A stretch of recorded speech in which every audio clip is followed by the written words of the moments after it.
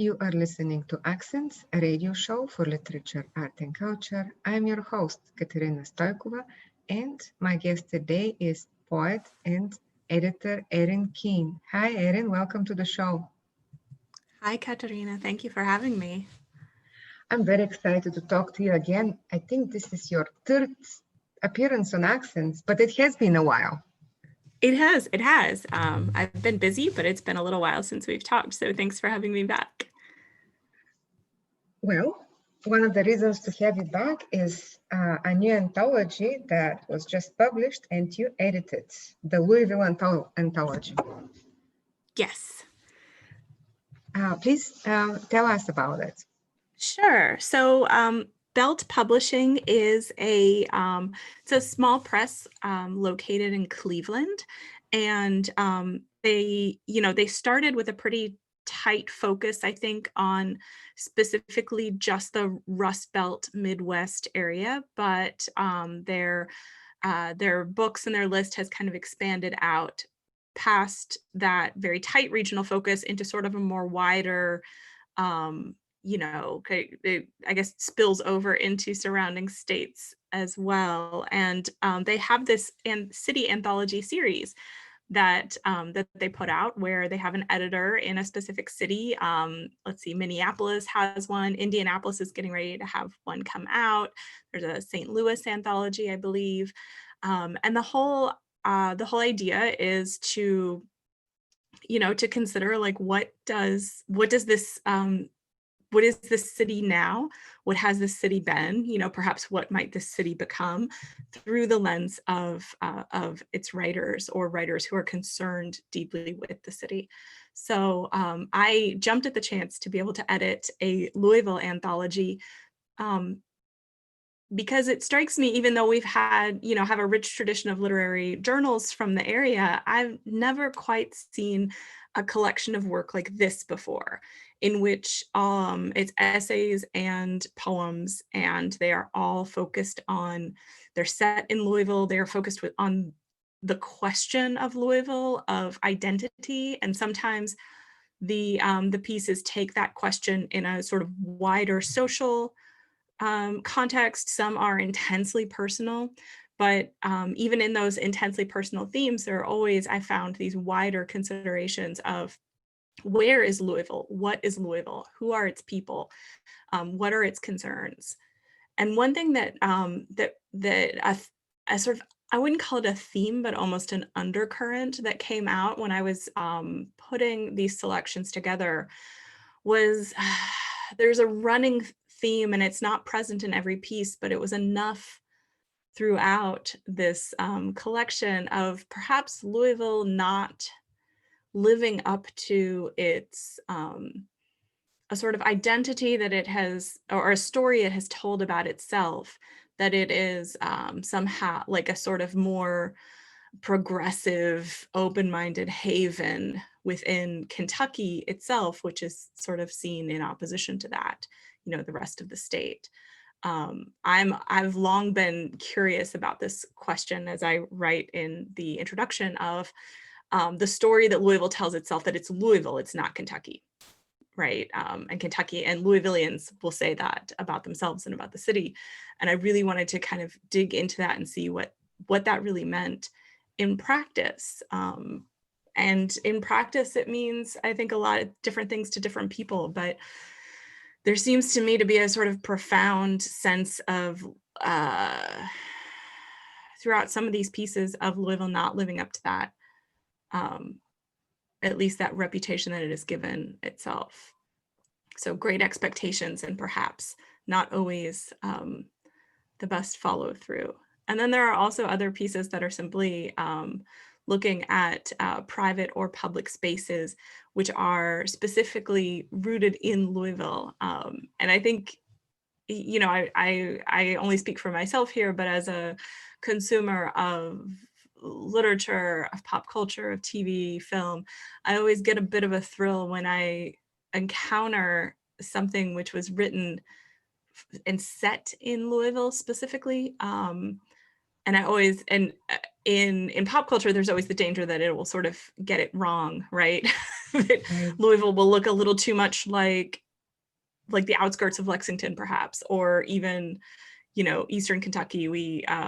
There, the ongoing sort of nitpicking of Cameron Crowe's Elizabethtown, which is, set partially in Louisville, and the bizarre geography of the drive from from different places.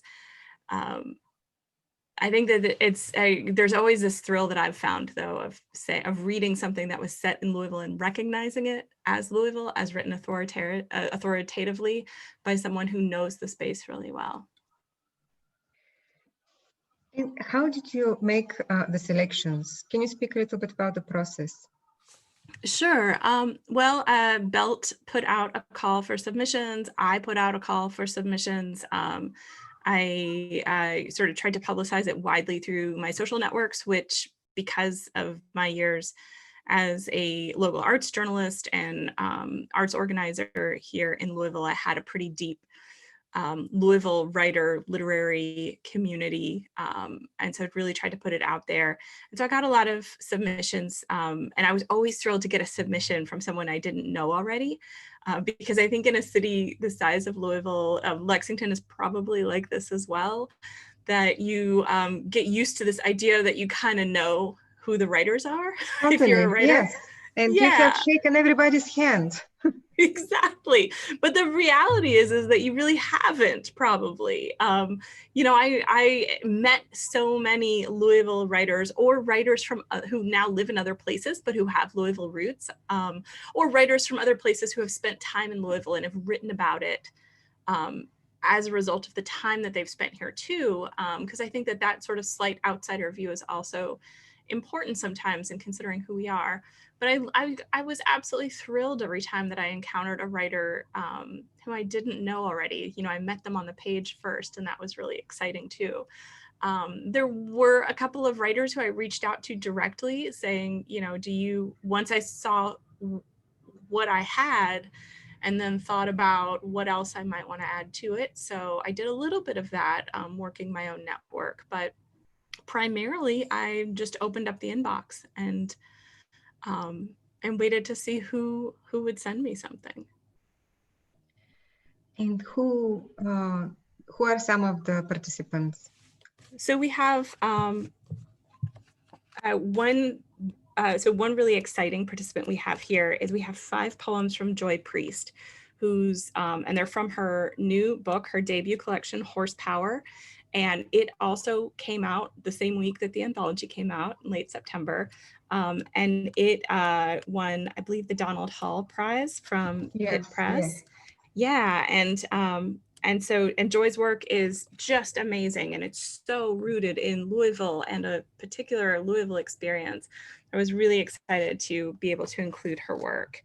Other folks that we have in here that let's see, David Harity, who I know is a poet, has a lyric essay in this collection that is extremely moving. Norman Buzminnick, I believe, is editing the Louisville or the Indianapolis anthology, because he lives in Indianapolis now, because that's where he teaches, but he's from Louisville. So he's in here as well. That's fun. Let's see, Kathleen Driscoll, who directs the Spalding University School of Creative and Professional Writing. We have a book in here from one of her that was already previously published in one of her collections. Tachian, I'm probably going to say this wrong, Tachian Hotep, Mummy at the Louisville Science Center, which is one of my favorite, Louisville characters who gets voiced through Kathleen's poetic eye. Martha Greenwald has a poem in here which is a very regional experience, which is being trapped in a public space with strangers while a tornado warning is happening. And this one is set in a Joanne Fabric and Craft. The poet Derek Mong has a great poem in here about baseball bats. Also, I could go on. I'm really pretty enthused about the the contributors to this book. One really fun piece that we have is an excerpt from, this is a work in progress, an oral history of the beginnings of the Louisville punk scene. And this is by Tim Harris, Tara Key, and James Nold Jr., called The Sanctified Present, Louisville Punk, 1978 to 1982. And so folks who are aficionados of Louisville's indie rock and punk scene are really gonna love that piece, I think. Oh, this is so exciting. And another thing that's exciting for me is that there are multiple genres included in the book.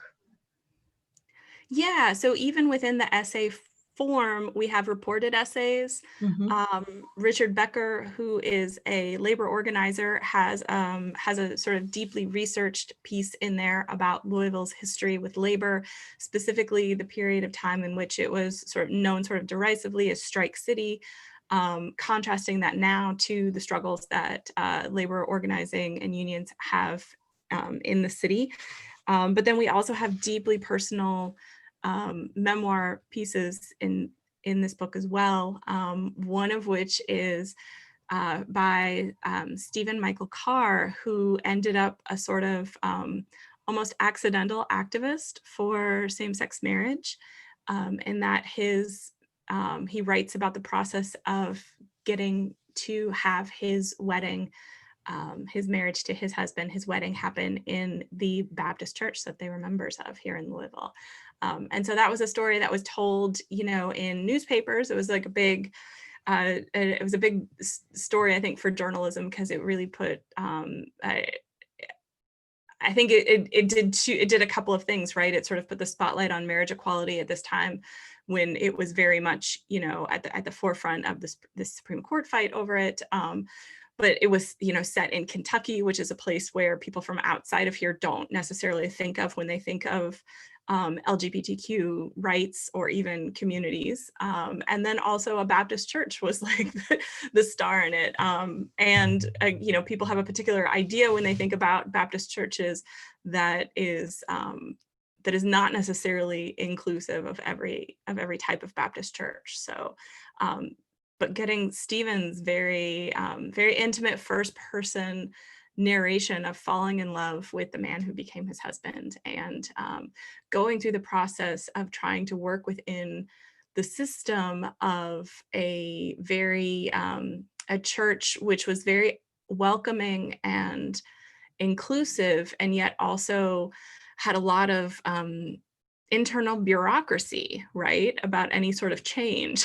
So, and all is well that ends well, and it's a beautiful story that ends on a really uplifting, hopeful note. And I want to ask about the title, and if that series of city anthologies follow the same, I guess, naming convention, the Louisville Anthology, the Indianapolis anthology. Do you know?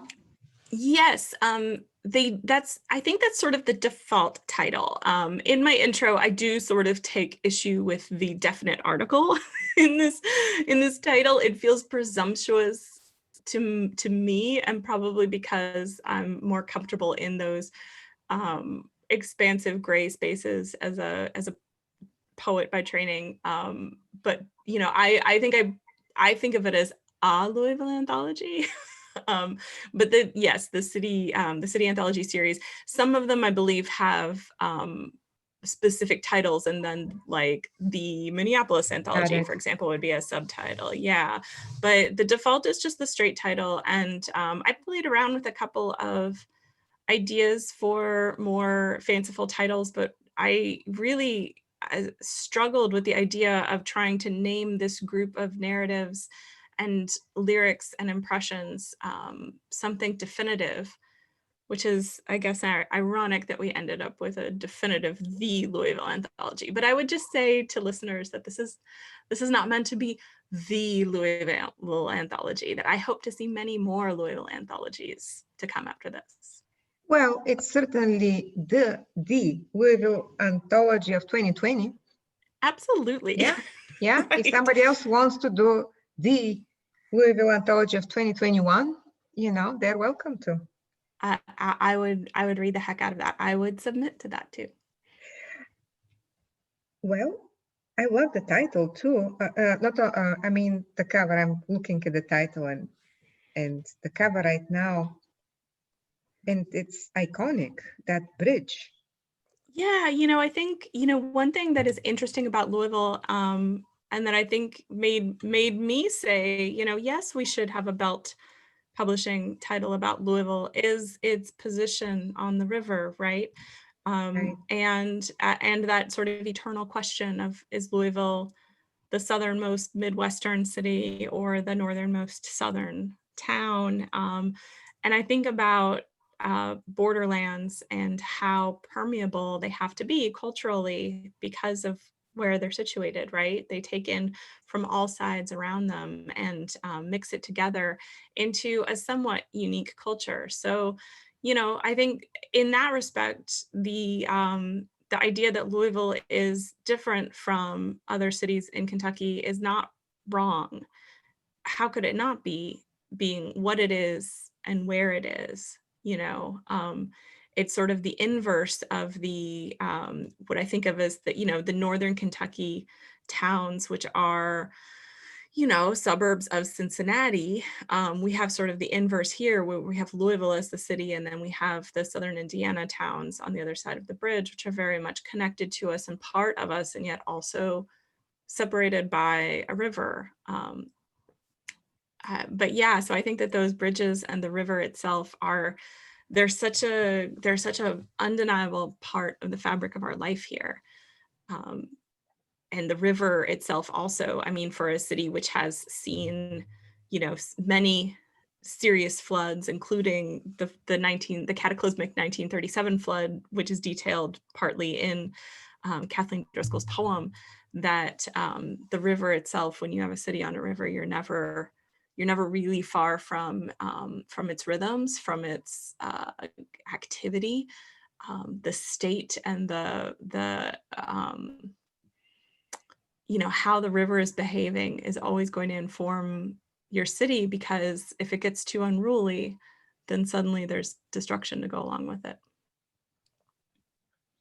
And you read a lot of poems and stories and essays about Louisville to edit this anthology. My question is, did you learn something that you didn't know about the city?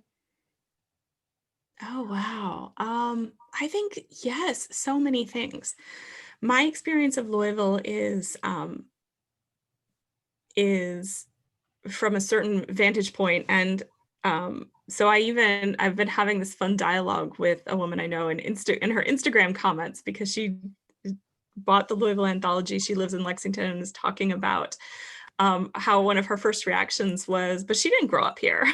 Because this woman did grow up in Louisville and lives in Lexington now. I moved to Louisville during college and have stayed. So, I've spent a good many years here, but I didn't grow up here and my people are not from here. And so my experience of Louisville has always been, I would say, a voluntary one, in which I've always had some measure of control over the neighborhood that I lived in, the the sort of professional and recreational surroundings and activities that I participated in. And I think that that's just different from a writer who is writing about a place in which they have such deep roots that they were, as children, you don't really have that, right? And so no matter what your feelings about a place are, they are sort of shaped, I think, by the amount of autonomy that you have had within that place and within that space. So I don't know if I could point to, I guess, like, one hard and fast detail that I would say I learned. I do think, though, that the history of Louisville punk, the sort of abbreviated excerpt of that history, is full of things that I didn't know, because not only did I not live here then, I was a little kid when all of that was going down anyway. So even if I had, I wouldn't have I wouldn't have experienced that firsthand in the way that those musicians did. But I can, reading about it, it's like I can then see the ways in which that scene led to the music scene that I entered into as a young adult, as just a fan and somebody who likes to listen to live music, right? So, and I would say that I could point to that as being particularly edifying. I also was largely not aware of the labor history in Louisville until I started working with Richard on his essay as well. And that one was particularly illuminating also. But there are a lot of other, I guess, sort of non-historical or fact-based, but more personal truth-based revelations also that I was privy to by reading these submissions and putting this book together that I really appreciated as well. Oh, wonderful. Can you please read us from the anthology? Absolutely. I would love to read from my introduction, if that's okay. I feel like I've already introduced some of these themes, so let's just dig into it. This is a letter from the Borderlands, my introduction to the Louisville Anthology. After living in Louisville for more than 25 years, I've learned that one of the fastest ways to start an argument here is to ask any group of people, locals, newcomers, curious bystanders alike, if this is the southernmost Midwestern city or the northernmost southern town. Some declare with certainty that Kentucky's borders define it as southern by default, while others argue that Louisville's position on the Ohio River gives the city more kinship with its neighbors to the north and west than with the Commonwealth as a whole. This disagreement isn't likely to be resolved anytime soon. Borderlands tend to defy easy characterizations, but the arguments on both sides reveal much about how Louisville straddles two worlds and how the city does and does not reconcile its contradictions. To be from this city is to be from Louisville, not Kentucky, I'm often told. As Dr. Lyman T. Johnson, a prominent 20th century educator whose discrimination lawsuit against the University of Kentucky resulted in the dismantling of a state law prohibiting integration of higher education institutions, famously said, "I break Kentucky into two parts, Louisville and the rest of the state. Louisville is oriented to the north, culturally and commercially. The rest of Kentucky looks to the south." In the 21st century, that difference in orientation also manifests itself politically, making Louisville, not Kentucky, an electoral identity as well, the largest blue dot in a majority red state.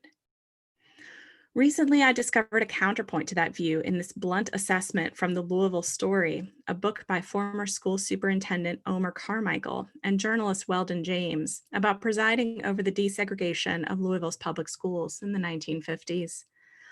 Louisville, like Kentucky, seceded after Appomattox. Inside the tension of this contradiction, one can feel both the strain of Louisville pulling itself in the direction of progress and justice, often in the face of great opposition from within, and feel the sharp snap back when deep-rooted power, alarmed at the challenge, slams on the brakes. Louisville, not Kentucky, is a powerful story, and when conflicts arise with the rest of the state, some denizens of the city might even call for us to secede from the Commonwealth. Ironic or not, there's always a hint of truth in these jokes. For the sake of argument, though, it's worth asking what kind of new hypothetical independent civic entity, this Louisville, not Kentucky, would emerge from that exit. Would the city's deeply entrenched patterns of racial segregation and economic inequality remain? And if not, why do they persist now? In other words, if Louisville no longer existed in tension with or in a state of opposition to the rest of Kentucky, what new stories would the city be forced to tell about who or what it is and could be? I am fascinated by the stories Louisville tells, in part because I'm not from here.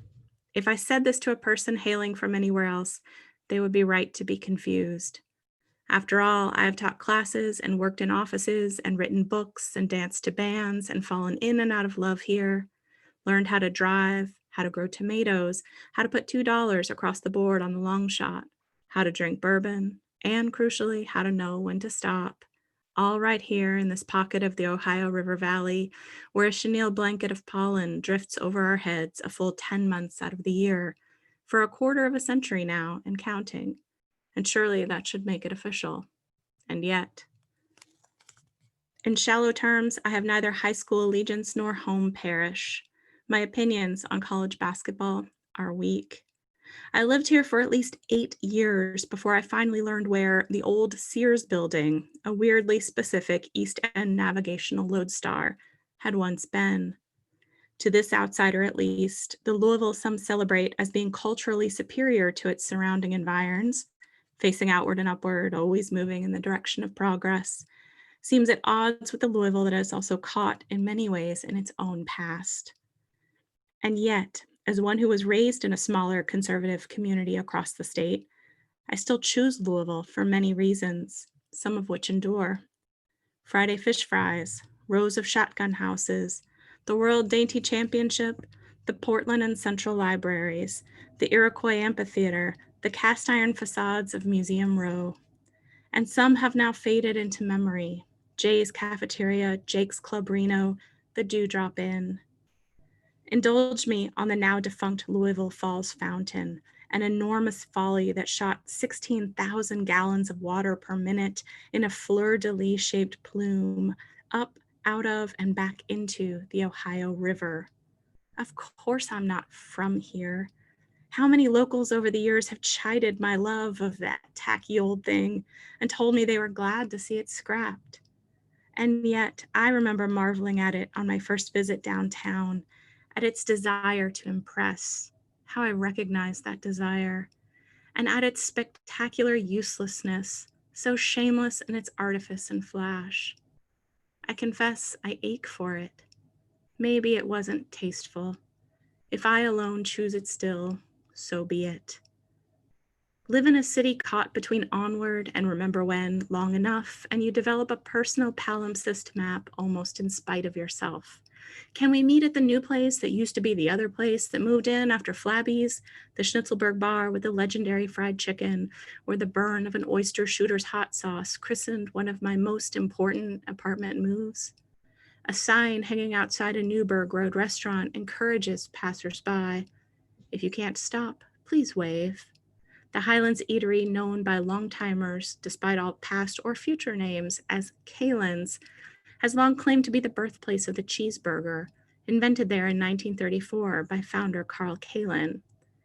Periodically, the veracity of this claim comes under review, and the conclusion is usually a variation on, so they say. The truth of a place may be disputed or disrupted, the Kalen sign suggests, but its myths and legends can be acknowledged, even accepted on their own terms.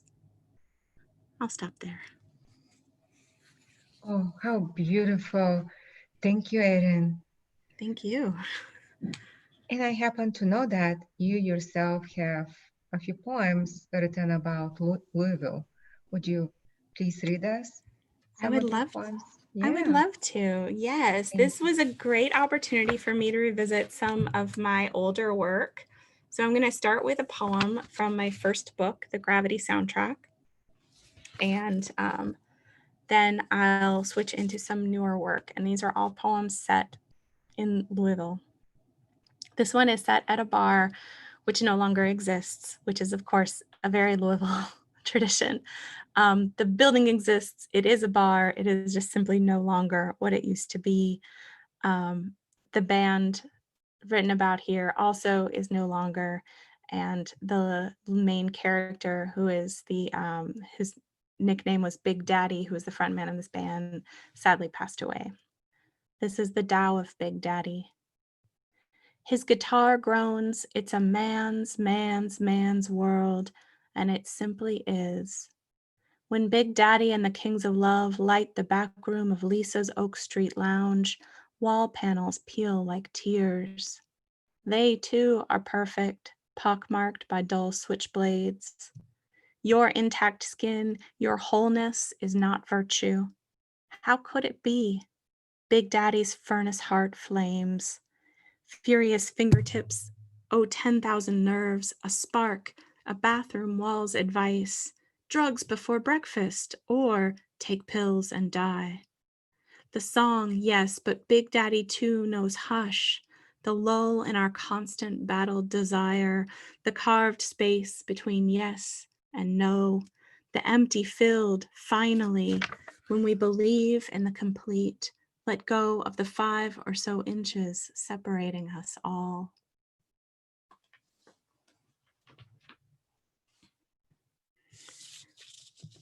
And there is a poem by Nancy McCabe set in Cave Hill Cemetery in the anthology.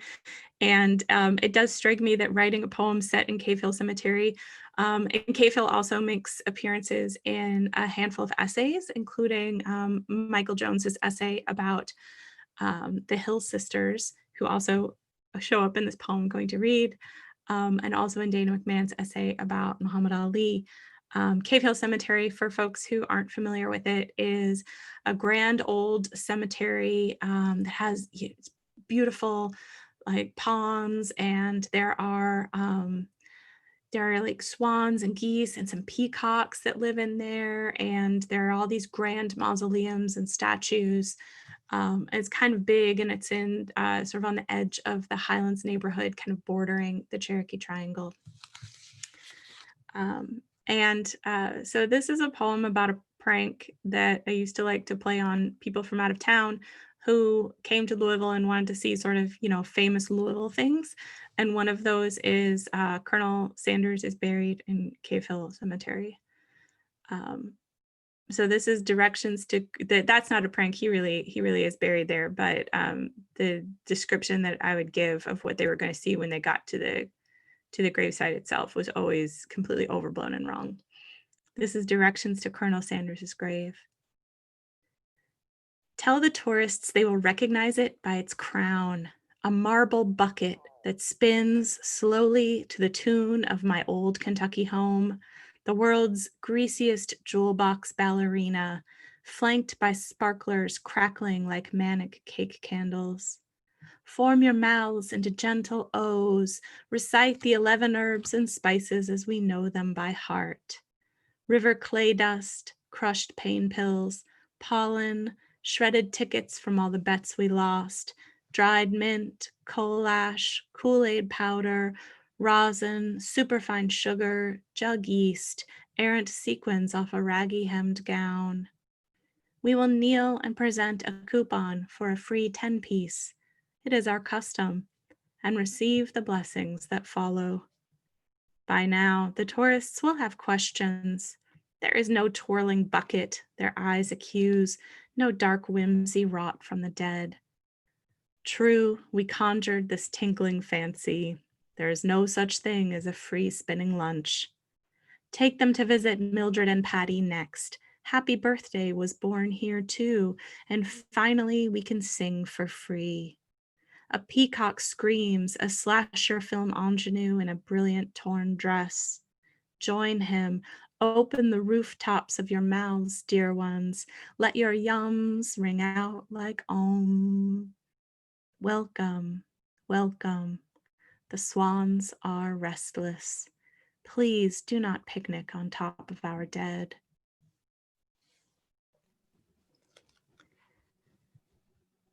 So in the Schnitzelberg neighborhood, which I have spent some time living in and now just live adjacent to, there is a game that is played there, which I don't think is played anywhere else in the world. And so the world, it's called Dainty, and the World Dainty Championship is held every summer in Schnitzelberg outside of Hauk's Handy Store. And George Hauk, the proprietor, and the store has since passed into other hands, but George Hauk, the proprietor, just passed away this year. It's this game where you're like hitting this little peg with this rod for distance. It can only be played, used to only be played by men over, I think 55, maybe. It was definitely like an upper age limit. And then they finally expanded it to magnanimously, I think, to allow women who met the age requirement to play as well. But going to the World Dainty Championship is a very, not just a Louisville thing, but a very like Schnitzelburg, Germantown thing to do. So this is my poem, Ceremonial for the World Dainty Championship. We honor our Schnitzelburg elders from the bottoms of beer cans, while sleeveless men whack a stick for sport. A world championship played no further than this block. In the game of memory, distance is everything. None of us old enough to play, the dainty a 6-inch peg, the stick in question a thin rod, as in spare the, as in spoil the, as in launder his shirts to bleach out the bud. The white lines of last year's game ghost away slowly outside Hauk's handy store, retouched for the next chapter, a slate never quite wiped clean. That neon arrow beckoning, buy your pull tabs, your energy drinks, oh blessed Choco tacos devoured in the shadows of shotgun porches. Buy your sandwich, bologna on white, a 5th grade lunchbox sacrament. Pickleback and a bag of chips, fists of old Milwaukee dripping like those waxy milk cartons bought with a brass ashtray's scrounged change. For the meatless among us who nevertheless need absolute blankness to contain the salt, foloni from the organic grocery, artisanal bread and veganese. The shame, tell no one what you're eating. Oh, forgive us, champions of the ages, little sisters of the poor, our fake meats and our spotless sneakers not thrown over telephone wires when they wear out. This hank of whatever, this analog, how it sticks in our teeth, lingers there like pure story, tastes almost like that which we never can miss until we come finally home.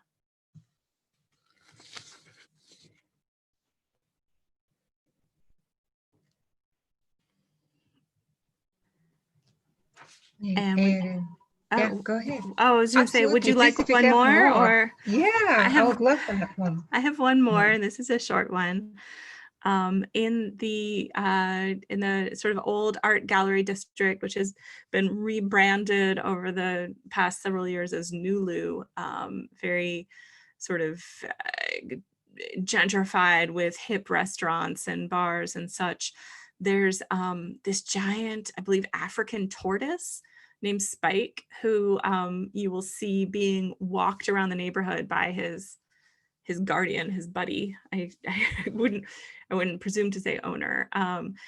Spike actually got in a car accidentally backed over him a few years ago, and everyone was pretty worried about him. But he was recovering, and then I recently, this is a very Louisville thing, is to see on your friend's social media a snapshot that someone took out their car window, especially if they don't know Spike and know the deal about him, that he just lives in the neighborhood and gets walked the way that some people walk their dog.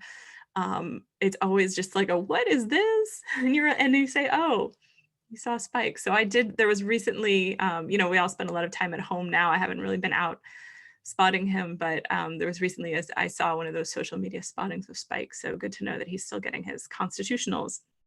But this is the tortoise mentioned in this poem is real, and he's fantastic. This is Vagabond Rights. At the end of the world, the urban tortoise knows where he wants to be, craning ancient neck up Market Street bricks, open to catching up with time. Hurry up and wait, he understands, carrying the weight of home on his back as we all do, no matter how far afield we creep. Running is a shell game. That pickpocket gazing up at the clouds will never take what you want to lose. A disaster year, an unkind word. He palms, accents, streetcars, strains of bean we didn't even know to miss. The silken violence of slow erosion. Still, we browse the flea market booths for evidence. We sip the lavender lemonade. We stop to run a fingertip across the tortoise's ancient, leathery head. Wow, Erin, thank you. These are so wonderful. Thank you. And you are the author of 3 full-length poetry books, and what are you writing or finishing these days? So right now I am working on a family memoir in essays. So about my parents and their unconventional relationship and my ongoing relationship with their relationship, I suppose I could say. So that's what I'm working on right now. Wow, that makes me so curious. And when will you be able to tell us? Well, that's the hard part of a work in progress, is you really don't quite know, but I am in the I'm in the writing phase right now, and also the book proposal phase. So we'll see. Right. We'll see which one gets finished first. Well, I do say that on the mic of Accents radio show, and the universe listens. So I wish for myself and for the listeners of Accents that in not too distant future, Erin Keane is back on the show, and she is telling us all about her new project, which is being well published. And, she's reading us from it too. Let's hope so. Thank you. Yeah, I really, really want that to happen for you. I'm right there with you, from your lips to publishing's ears. Yes. That's right. That's right. So here I have a few more things if you have more Sure, time. I Okay. do. So, well, I want you to tell us about salon.com. You are its editor-in-chief, and how busy does the site keep you? It keeps me very busy, which is why I've been so slow to finish my next own work in progress. You know, finishing the anthology, putting it together has felt like an amazing accomplishment for me, because I've been so slow on my own work. But it's especially over the last 4 years, when really, so Salon is a daily digital magazine devoted to politics, culture, tech, science, health, and food, and some personal essays as well. And really, the last 5 years, I've worked there since 2014, and really the last 5 years have been so intense with the political news cycle, essentially. So And it's seductive. Isn't news seductive? It is. I mean, there's always Yeah. more out there. You can doom scroll to your heart's content. There's always something to drag you into it. And it can be very difficult to, it's very hard for me to separate out, especially because I work from home and have for the past 6 years. And so folks who are now working from home, who are used to being in an office and having that separation between your work day and the rest of your day, I feel your pain if you're feeling it bleeding over into all parts of your life.